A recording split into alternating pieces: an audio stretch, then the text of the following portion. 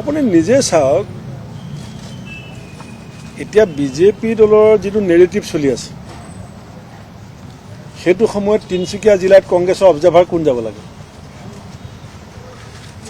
BJP দলৰ নেৰেটিভটোতো আমি সবেই জানো যে বিজেপিয়ে কংগ্ৰেছক কোনবিলাক কথা কৈ পেলাই ফল ঠেকত পেলাব বিচাৰে।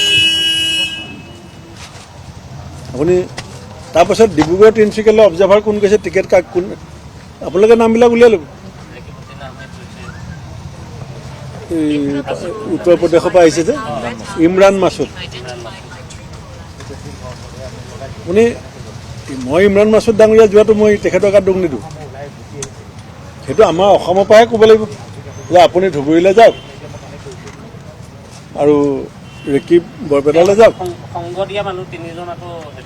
নহয়, সেইটো সুযোগ কোনে দিছে ক'বলৈ মুখ্যমন্ত্ৰীক? তেতিয়াহ'লে আপুনি দলটো কৌশল বনোৱা মানুহ কি জানো? মইতো নাজানো কৌশল কোনে বনাইছে। মই থাকোঁতেতো মই ষ্টাৰ কেম্পেইনাৰ লিষ্ট এতিয়াও আছে মাজুলীত কোনে কেম্পেইনিং কৰিব।